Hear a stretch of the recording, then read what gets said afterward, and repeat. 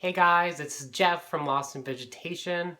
So today I wanted to talk a little bit about Earth Day since it's tomorrow, and I just want to bring up one major issue that we're just seeming to still ignore on Earth Day. So let's get right into it. On April 22nd, 1970, the first Earth Day was founded, and about 20 million people participated in a national teach-in here in the United States and protests against environmental deterioration.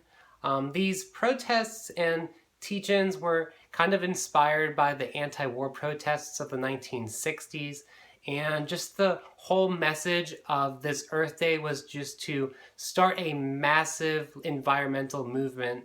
Now today, every April 22nd, people all across the world come together to celebrate Earth Day, and we clean up garbage, plant trees, clean our waterways, sign petitions, share movies, and just plan for a better future for our planet. But there's still one major issue that we really seem to ignore on Earth Day, and that issue is animal agriculture. Meat production is the leading cause of climate change, water pollution, and deforestation, and that's just the beginning. So let's start with climate change. Today, animal agriculture is the leading source of carbon dioxide, nitrous oxide, and methane emissions. Livestock and their byproducts are responsible for 51% of all greenhouse gas emissions. That's an insane number just to produce animal products. And while people usually seem to blame transportation for the main source of all these emissions, they only contribute to about 13% of greenhouse gas emissions. So if you think your hybrid car is making the biggest impact, think again. The University of Chicago concluded that a vegan's diet is more effective in combating climate change than it is from switching from a standard car to a hybrid car. And if that wasn't enough, a 2008 study concluded that a meat eater is responsible for more than 7 times as much greenhouse gas emissions than a vegan's diet is. Meat production wastes a lot of water. One hamburger takes about 660 gallons of water to be created. That's like taking a shower for 2 months. Imagine how wrinkly you would be. Raising animals for food takes up about 55% of all the water used in the United States today. You know that water crisis in California? We could be saving a hell of a lot more water if we weren't raising animals for food. And it doesn't end there. Animal agriculture is the #1 cause of water pollution. It's responsible for more than all industrial sources combined, mostly because of all the animal feces that we're spilling into our waterways. It's bullshit, literally. Raising animals for food tears down a shit ton of rainforest. Every second, 1 to 2 acres of rainforest are cleared. And it's no surprise since animal agriculture is responsible for up to 91% of Amazon destruction since 1970. And if you're thinking, but don't vegans eat soy and grain grown on this deforested land?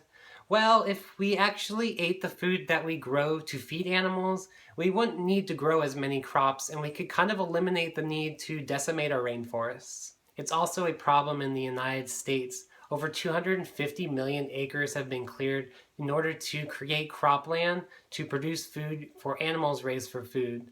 And since 45% of land used today is for raising livestock, we know we have a serious issue on our hands. All these forests being destroyed just so we can raise and feed an overabundance of animals just because we want to eat them? The Amazon is the planet's lungs. What do you think happens when the rainforests are gone? And while that may seem like too much damage, it goes even further. Animal agriculture is the leading cause of species extinction, ocean dead zones, and habitat destruction. Every day, 110 animal and insect species are lost to rainforest destruction, and we're literally fishing our oceans to the edge of collapse. We could have fishless oceans by 2048. We've got to make some changes to be able to make a difference, and we have to begin doing what's right for the planet because it's our only home. So what can we do to make a difference? One of the easiest, logical, and biggest ways that we can make an impact is to just go vegan. By going vegan, every day you could save 1,100 gallons of water, 45 pounds of grain, 30 square feet of forest, 20 pounds of equivalent of CO2, and one animal's life every day just by going vegan. And by living vegan, you'll be responsible for less than 50% of CO2.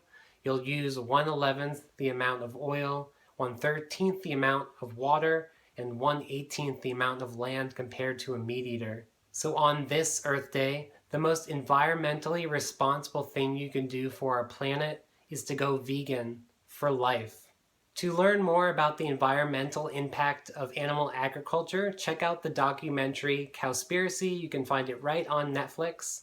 And if you guys enjoyed this video, give it a thumbs up. And don't forget to share it with your family and friends on Earth Day. And don't forget to subscribe here at Lost in Vegetation to keep up with me, Jeff, and all my vegan content. And remember, every day you have the opportunity to make a difference in this world. Start by going vegan. Influential person, you really need to work on your compassion. And while it's not a choice to be gay, it is a choice to be an asshole.